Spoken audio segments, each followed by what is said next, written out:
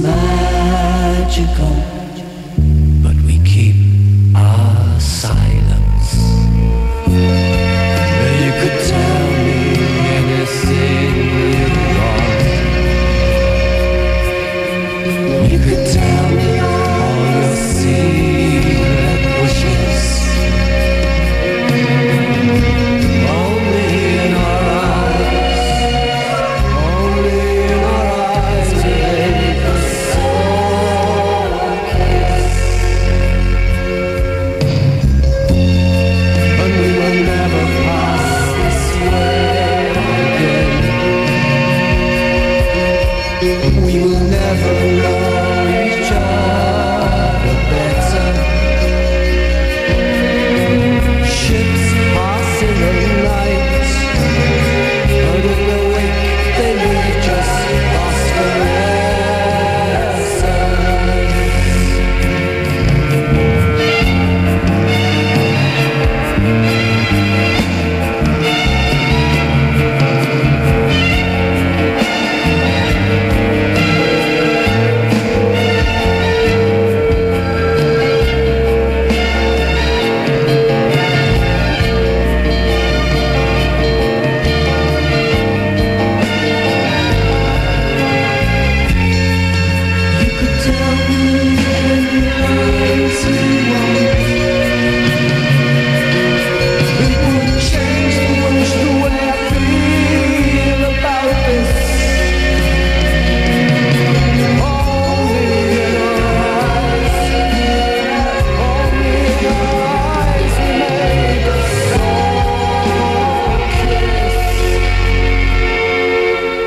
and we will never pass this way again.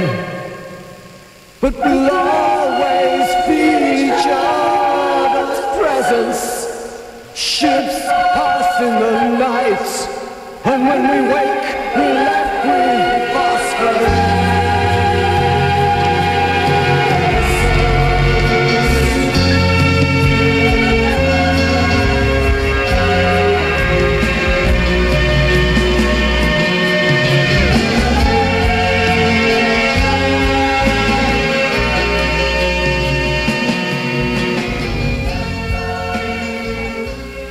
Sous les étoiles exactement, cette nuit, Peter Hammill sur France Inter.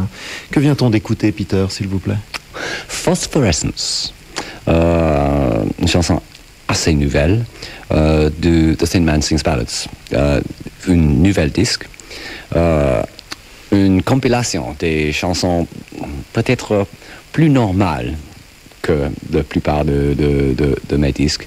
Et j'ai présenté cette disque peut-être comme une introduction pour les types, comme j'ai dit, qui a une disposition qui pense que peut-être la musique de Peter Hammill sera toujours trop difficile, trop noire, trop compliquée. Car, comme j'ai dit, j'aime bien la chanson. Pour moi, la chanson peut être un truc de 3 cordes avec guitare acoustique, un truc très douce, peut-être sentimental comme cette chanson-là, et en même temps peut être presque musique concrète, de bruit, de philosophie, des autres choses. Donc avec The Thin Man Sings Ballads, et c'est une compilation des chansons récentes pour la plupart, qui sont presque normales. La plupart, bien sûr, sont chansons d'amour aussi, car la chanson d'amour, c'est le fondamental de la chanson. C'est ça. Quand on pense d'une chanson, la première chose de penser, c'est chanson, et pour la plupart, chansons tristes. Car c'est normal, avec l'amour heureux, on n'a pas besoin d'écrire une chanson. Au même temps, on n'a pas besoin d'écouter une chanson. C'est beaucoup plus mieux d'aller avec son amour. Bon, c'est comme ça. Redites-nous le titre de l'album. The Thin Man. The Thin Man is... What's the Thin Man? L'homme mince. L'homme mince. Ce que vous êtes, L'homme mince, d'ailleurs. exact. Chante ballade. Ouais. Ou en français, The Thin Man Sings Ballads. C'est vous en couverture? Ouais. Sur la couverture, quand j'étais un bébé, c'est le seul temps dans ma vie quand j'étais gros. Vous étiez un beau bébé. Très beau, très beau. À quel moment la musique est intervenue dans votre vie? Deux ou trois moments, je dois dire. Dans mon adolescence, à l'école, quand j'ai découvert la musique de rhythm and blues, de soul, de blues, des groupes anglais de l'époque, comme The Who, The Animals, The Kinks, The Beatles. Yardbirds? Yardbirds? Yardbirds, a little bit. Yardbirds sont peut-être, j'aimerais bien R&B vrai comme Howling Wolf, les influences sur Yardbirds. It was through the Yardbirds. À travers des Yardbirds que j'ai découvert la musique de blues. À ce point-là, j'ai découvert la musique comme écouteur, comme audience. J'ai chanté avec des chœurs à l'école et je peux dire que mes premiers grands sentiments comme chanteur sont avec des chœurs, chantant par exemple Hallelujah Chorus de Handel. Pour moi, à 11 ans, quand j'étais Hallelujah, pour moi, de trouver l'existence des ténors, des basses, de chanter avec un chœur, avec un grand son, était fantastique, incroyable. Et je raconte ça beaucoup. Puis après, j'ai commencé d'écrire des chansons.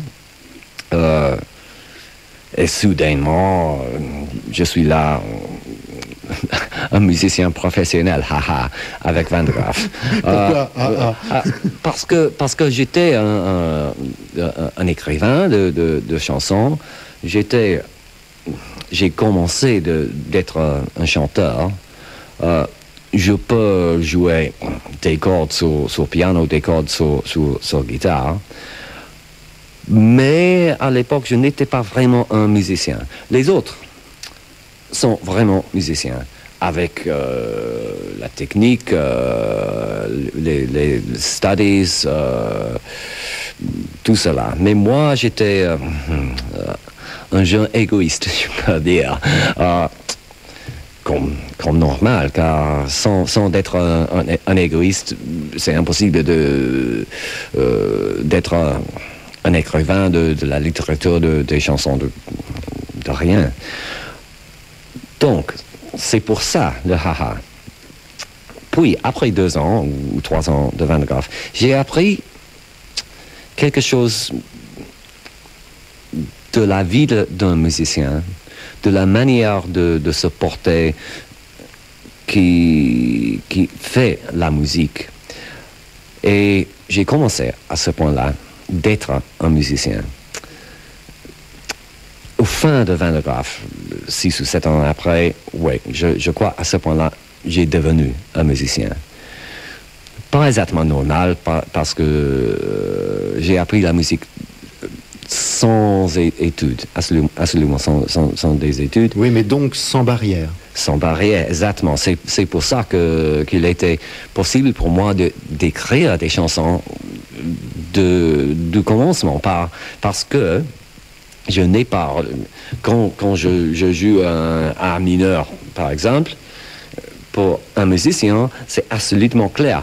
A mineur, donc on peut jouer un D ici ou un G ici, c'est logique. Mais sans les études, A mineur, il sera possible pour moi d'aller partout. Hein? Beaucoup de liberté. Exactement.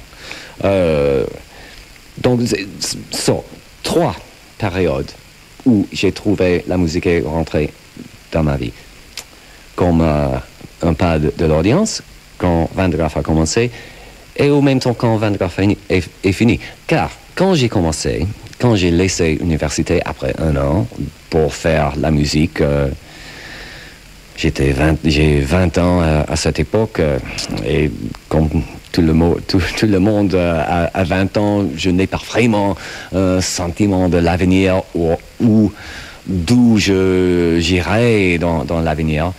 J'ai pensé peut-être que si j'ai trouvé un peu de fortune, il sera pas possible pour moi de jouer dans la musique pendant peut-être 5 ans, 6 ans. Je n'ai pas absolument le sentiment qu'il sera possible pour moi, à 53 ans, encore de jouer la musique, encore d'aimer de jouer la musique. Mais peut-être à l'époque de fin de Van der Graaf, j'ai appris assez de la musique à le point où j'ai connu que vraiment la musique était la chose que je dois faire comme vocation. Hein? C'est plus un besoin qu'une envie. Oui, oui. Et c'est devenu un besoin, oui. Car, et le besoin, c'est que dans ma vie, de faire de la musique est la chose où je trouve raison. L'acte de faire la musique, c'est pour moi un acte positif pour moi-même, pour ma vie, mais en même temps, c'est le seul truc que je peux faire qui peut-être fait un petit, mais un change vers le positif pour le monde. Hein? Et vous partagez ce besoin. Merci pour ça. Ouais, merci. Savez-vous que pour beaucoup, pour des spécialistes, pour des journalistes, vous fûtes une sorte de Jim Morrison européen, avec seulement une folie créatrice. Mais sans les pantalons de cuir. Hein? Voilà. David Bowie, Peter Gabriel disent de vous, et ils ne sont pas les seuls, que vous êtes leur influence majeure. Je connais des dizaines de mais tous les trois chanteurs... sont très anglais. Hein? Oui. Et je peux dire très anglais, très privé. Peut-être ça, c'est la différence entre les musiciens des États-Unis et les Européennes, particulièrement les Anglais. On trouve, je crois, avec les Européennes, que nous sommes performers, mais il existe une réticence, un shyness. Une timidité. Une timidité qui, je peux dire, cette timidité est le moteur qui nous avons propellé vers la scène. Et ça, je crois, c'est la vérité. Hein? Des dizaines de chanteurs français vous vénèrent. Si. Et vous vendez moins de disques qu'eux. Si. Ah, ça, pas seulement en France. Bon. Qu'est-ce qui se passe? Vous êtes fâché avec tout le monde? Non, pas du tout. Moi, je n'ai jamais la volonté d'être vraiment un vedette, un grand star. Pas commercial, en tout cas. Ouais, déjà. Et ça, c'est pas à dire que, bien sûr, je suis un performant. J'ai le vouloir de vendre beaucoup des disques. Je crois qu'il existe un public beaucoup plus grand que le public que je tiens maintenant, qui peuvent découvrir quelque chose dans mon travail. Mais je veux que un succès comme ça sera pour la musique, pour le travail, et pas pour moi. Je sais très bien que ça c'est paradoxique, c'est contradiction, mais c'est la vérité. Donc pour les types qui vendent beaucoup plus des disques que moi et me citent comme une influence, une référence. Je suis heureux avec ça si, et je crois que pour la plupart c'est comme ça, si ces types a pris une attitude de moi. L'attitude de c'est important de faire ce que tu dois faire, pas ce que les autres pensent que tu dois faire pour avoir succès. Et comme ça marche pour moi. Je ne suis pas fâché, pas du tout. Je suis, bien sûr, j'ai appris beaucoup d'années passées, spécialement car tu as mentionné Peter et David, et bien sûr, nous sommes trois hommes exactement de même époque. Et les deux autres sont grands vedettes et grands succès. Mais j'ai appris, il y a des années, que le succès vient ou pas. On commence avec des qualités, des problèmes, toutes les choses qui font ton personnalité. Blablabla.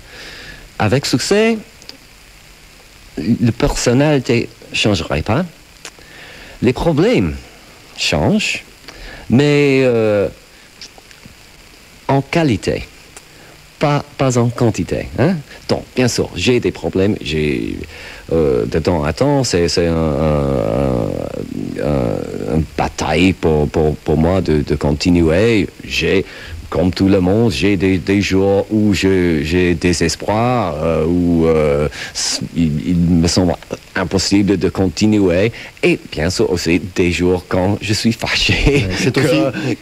Mais pourquoi c'est impossible? J'ai fait ici un fantastique. Pourquoi c'est impossible pour tout le monde de l'écouter? Mais en même temps, je n'ai pas responsabilité pour aucun autre.